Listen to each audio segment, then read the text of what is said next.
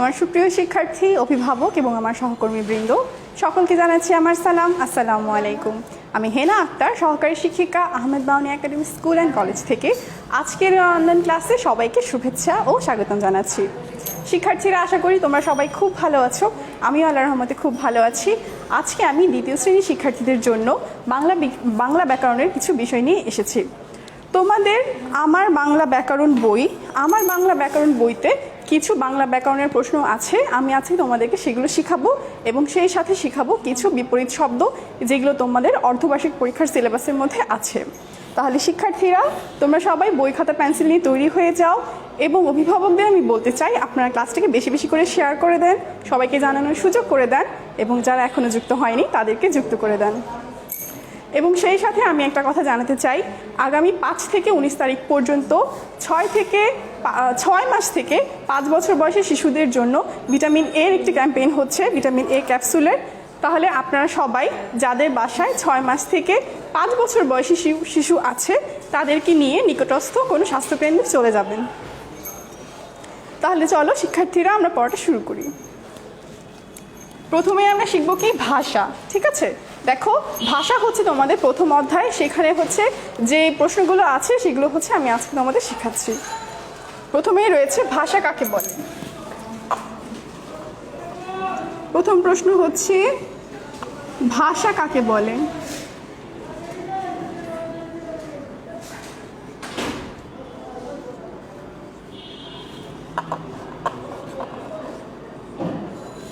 ভাষা কাকে বলে বলতে গেলে আমরা স্বাভাবিকভাবে যে কথাটা বলি সেটাই কিন্তু সবার আগে মাথায় আসে। তাহলে যেভাবে মানুষ তার মনের ভাব একে অন্যের সাথে প্রকাশ করে যে ভাষা, সেটাকেই হচ্ছে কি ভাষা বলে। তাহলে দেখো, মানুষ কথা বলে, আমরা শিখে ফেলি উত্তরটা, তোমরা আমার সাথে সাথে লিখে ফেলো। মানুষ কথা বলে বা লিখে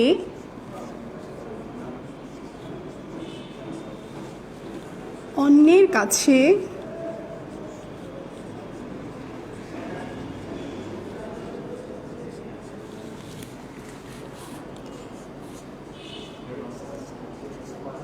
নিজের ভাব প্রকাশ করাকে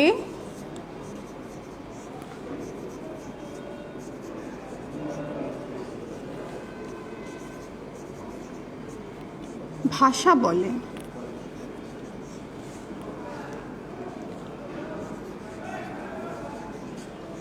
তাহলে দেখো কি বলেছে, ভাষা কাকে বলে, মানুষ কথা বলে বা লিখে অন্যের কাছে যখন তার নিজের মনের ভাবটা প্রকাশ করে সেটাকেই হচ্ছে ভাষা বলে। ধরো আমার ঠান্ডা লাগছে বা আমার ক্ষুধা লেগেছে, এই ধরনের আমার যে মনের ভাবটা, আমার যে মনের কথাটা, এটা হচ্ছে আমি অন্যকে কিভাবে জানাচ্ছি, আমি মুখে বলে অথবা হচ্ছে কি লিখে সেটা আমরা প্রকাশ করছি। আর এই যে আমার মনের ভাব আমি অন্যের নিকট প্রকাশ করতে পারছি, এটাকেই হচ্ছে কি ভাষা বলে।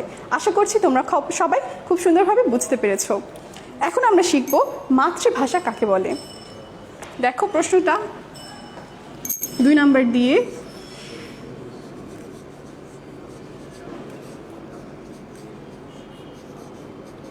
মাতৃভাষা কাকে বলে।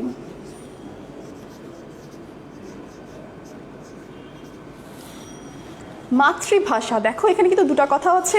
ভাষা সম্পর্কে তো আমরা প্রথমেই জেনেছি, আর মাতৃ মানে হচ্ছে মা, অর্থাৎ মায়ের কাছ থেকে শেখা ভাষাকেই মাতৃভাষা বলে। তাহলে চলো আমরা উত্তরটা এখন শিখে ফেলি। জন্মের পর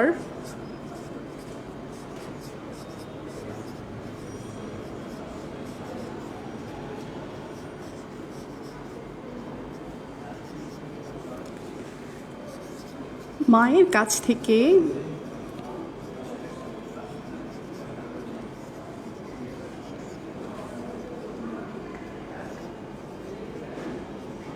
শেখা ভাষাকে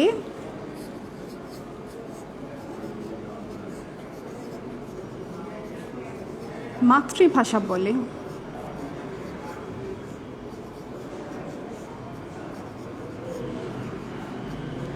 দেখো কি লিখেছি, মাতৃভাষা কাকে বলে? জন্মের পর মায়ের কাছ থেকে শেখা ভাষাকেই মাতৃভাষা বলে।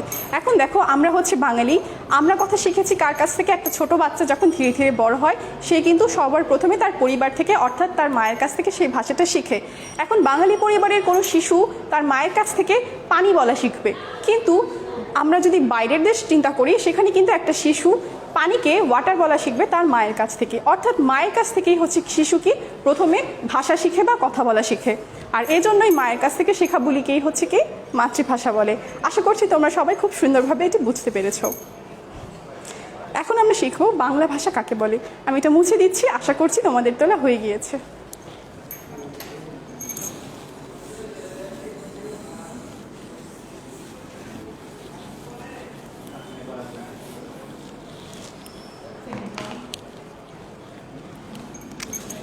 তিন নম্বর প্রশ্ন দিয়ে আমরা লিখব বাংলা ভাষা কাকে বলে।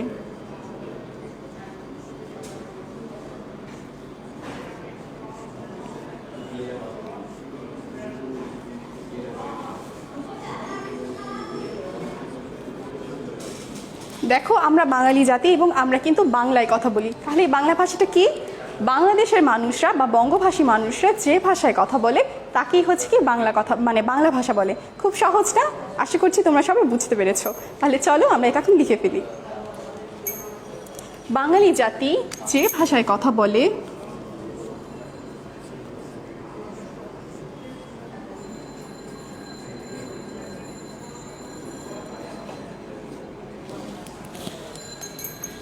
বাঙালি জাতি যে ভাষায় কথা বলে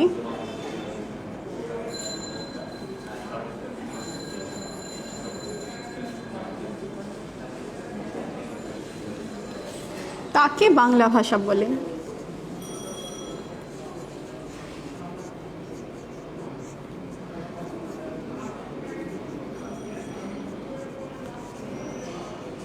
তাহলে চলো আমরা আরেকবার শিখে নেই বাংলা ভাষা কাকে বলে।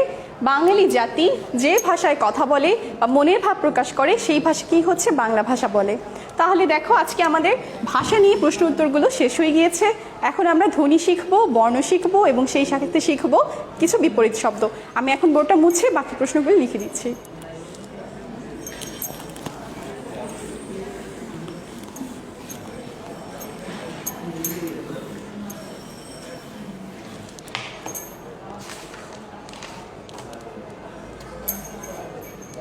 দেখো এরপরে শিখছি কি ধ্বনি কাকে বলে।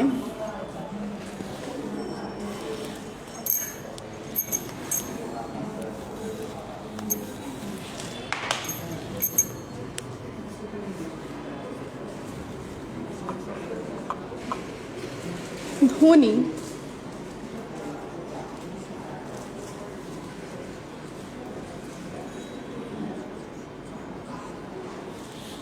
ধ্বনি কাকে বলে?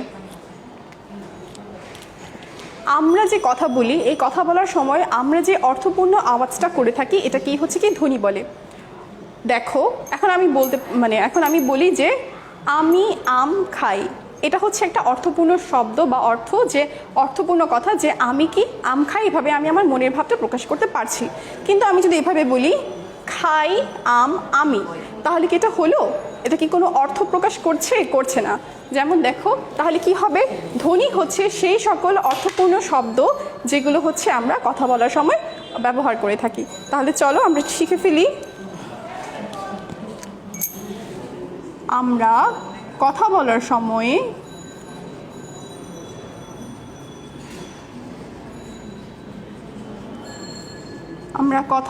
সময়ে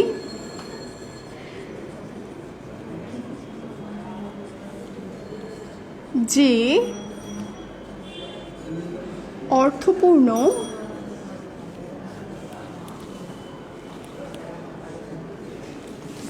আওয়াজ করি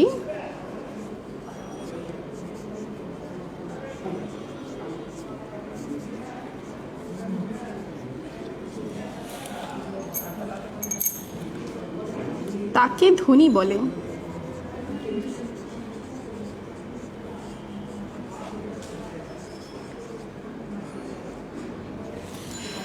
অর্থাৎ ধ্বনি হতে হলে সেই কথাটার বা সেই আওয়াজের অবশ্যই অর্থ থাকতে হবে।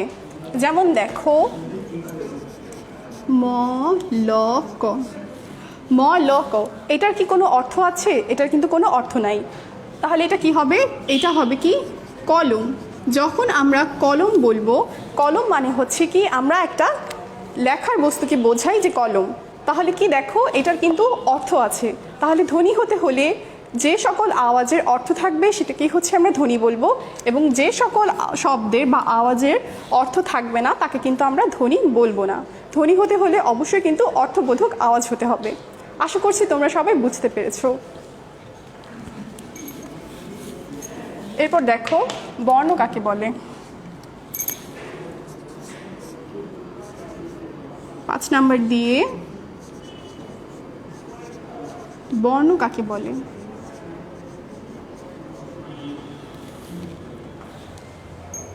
ধ্বনি আর বর্ণ এটা হচ্ছে দ্বিতীয় অধ্যায়ে, এই দুটো কিন্তু একসাথেই থাকে। তাহলে বর্ণ কাকে বলে?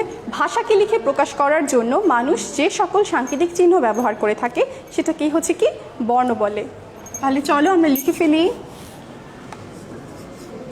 ভাষাকে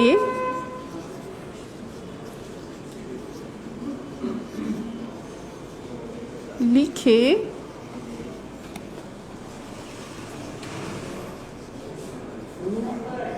প্রকাশ করার জন্য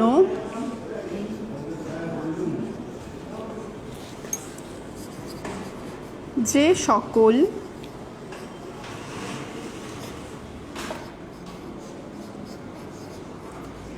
সাংকেতিক চিহ্ন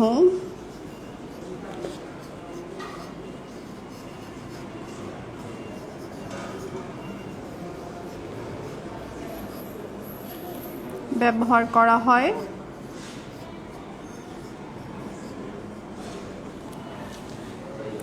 তাকে বর্ণ বলে।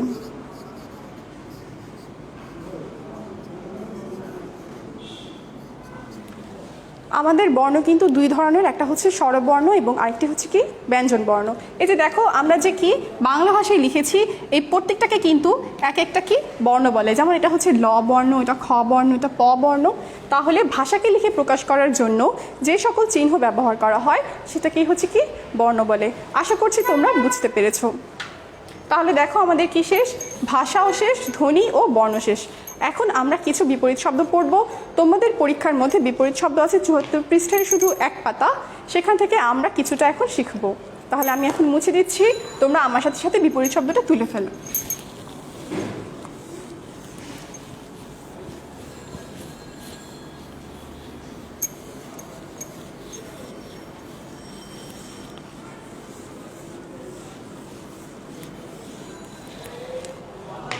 বিপরীত শব্দ মানে হচ্ছে একটা শব্দ দেয়া থাকবে, তার বিপরীতে আরেকটা কি হয় সেটাই হচ্ছে আমরা এখন জানব।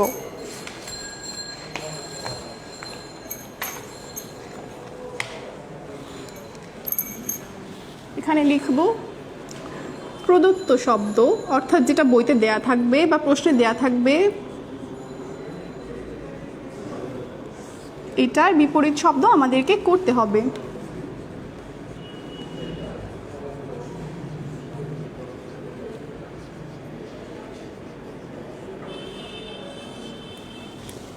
তাহলে দেখো প্রদত্ত শব্দে কি কি আছে। অধম, প্রথমে লিখি আমরা অধম। অধম মানে হচ্ছে নিচু শ্রেণী বা নিচু প্রকৃতির মানুষকে হচ্ছে অধম বলে। অধম এর বিপরীত শব্দ হবে উত্তম। উত্তম মানে তো আমরা সবাই বুঝি, অর্থাৎ যেটা সবচেয়ে ভালো সর্বোৎকৃষ্ট তাকেই কিন্তু হচ্ছে উত্তম বলা হয়। এরপর আদি। আদি মানে হচ্ছে কোনো কিছু একদম শুরু করা। আর এরপরে আদির বিপরীত শব্দ হচ্ছে অন্ত। অন্ত মানে হচ্ছে কোনো কিছু শেষ। এরপর দেখো আরম্ভ।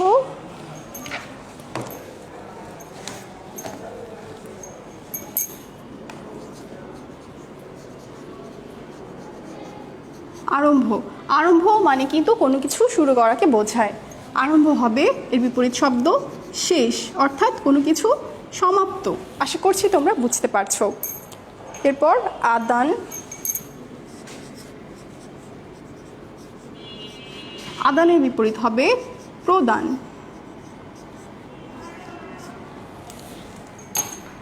অল্প,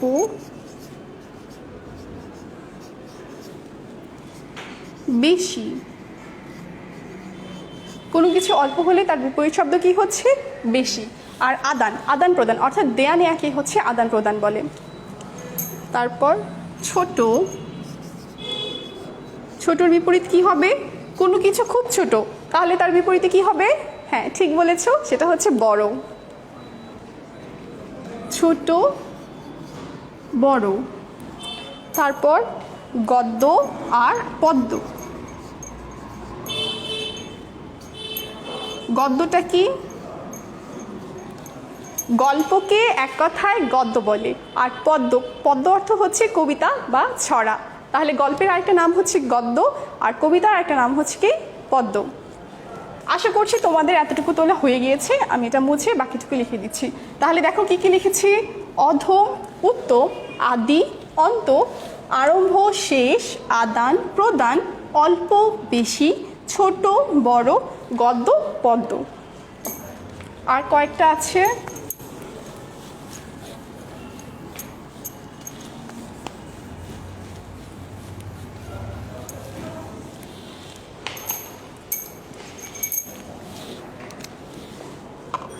আলো, আলো, আলোর বিপরীতে কি থাকে? যখন দিন হয়, দিনের বিপরীতে কি থাকে? রাত, অর্থাৎ অন্ধকার। আলোর বিপরীতে হবে অন্ধকার।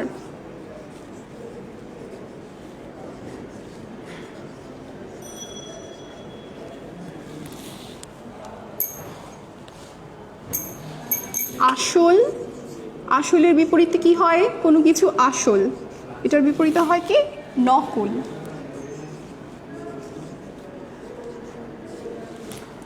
তারপর হচ্ছে আয় আর ব্যয়। আয়ের বিপরীতে হচ্ছে কি? ব্যয়। ব্যয় অর্থ হচ্ছে, ব্যয় অর্থ হচ্ছে খরচ, আর আয় অর্থ হচ্ছে উপার্জন করা। তারপর আসমান, জমিন,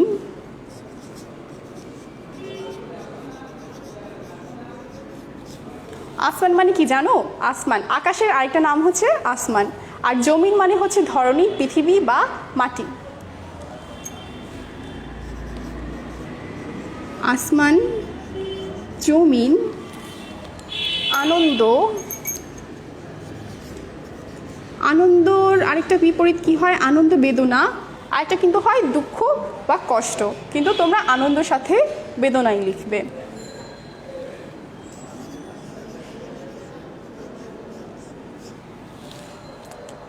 দোষ, গুণ, দোষ অর্থাৎ মানুষের খারাপ অভ্যেস বা বদঅভ্যেসকেই কিন্তু দোষ বলে। আর হচ্ছে কি? দোষের বিপরীতে গুণ, মানুষের ভালো গুণাবলী কি হচ্ছে কি? গুণ বলে, অর্থাৎ তার ভালো বৈশিষ্ট্য। দোষ, গুণ। আরেকটা হচ্ছে নিকট ও দূর। নিকট, নিকট মানে কি? কাছে, আমাদের নিকটে। আর নিকটের বিপরীত কি হবে? দূর।